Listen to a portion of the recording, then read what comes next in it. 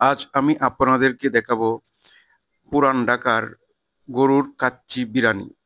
খুব সহজে অল্প পরিমাণ মশলা, ঘরোয়া তৈরি মশলা দিয়ে আপনারা তৈরি করে খেতে পারবেন খুব মজাদার গরুর কাচ্চি বিরিয়ানি।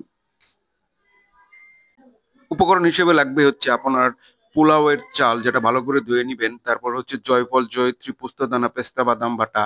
তারপর হচ্ছে আপনার লাগবে গরুর মাংস ভালো, যেটা ভালো করে ধুয়ে নিবেন।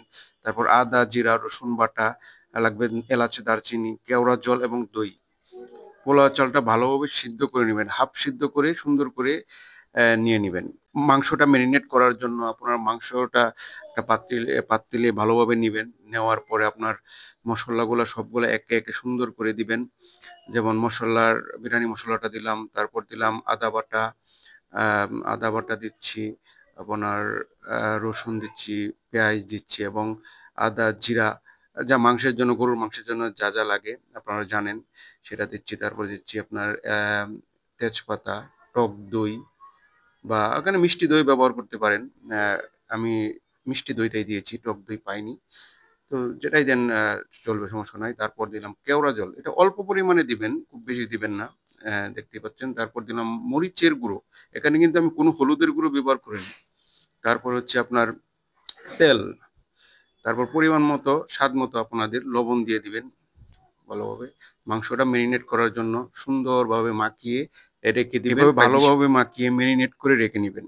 রেখে চুলার আঁচে প্রায় 20 থেকে 25 মিনিট ভালোভাবে রান্না করে নেবেন, ভালোভাবে হাফ সিদ্ধ করে নেবেন। যেখানে আমি আগে থেকে হাফ সিদ্ধ করে রেখেছিলাম পোলাও চালটা, সেটা আপনারা দেখতে পাচ্ছেন। একটা এখন হচ্ছে কিন্তু প্রধান কাজ, পাতিলে কিভাবে বসাবেন সেটা কিন্তু ভালোভাবে খেয়াল করবেন।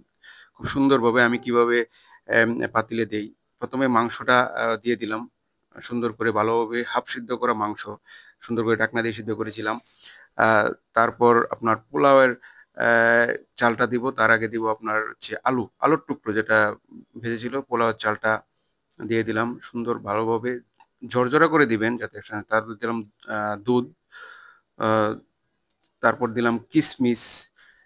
আহ, তারপর দিচ্ছি আপনার এই পেঁয়াজ বেরেস্তা, যেটা চিনি দিয়ে বেরেস্তা করে নিয়েছিলাম। তারপর দিব আপনার আর হচ্ছে কেওড়া জল, অল্প পরিমাণ দিবেন, বেশি দিবেন না কেওড়া জলটা। তারপর দিলাম হচ্ছে আপনার, তারপর দিয়ে দিলাম আলু বোখরা। সুন্দর করে 2-3টা আলু বোখরা দিতে পারেন, এগুলো কিন্তু আপনার লাগবে। এগুলা নিয়ে নিবেন। এভাবে গর্ত করে 4-5টা কাঁচামরিচ দিয়ে দিবেন সুন্দর করে ভালোভাবে।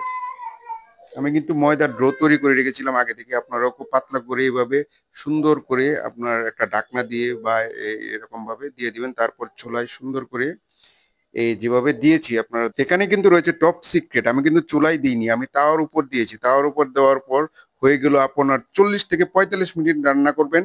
তারপর হয়ে গেল মজাদার বিরিয়ানি, বিফ বিরিয়ানি।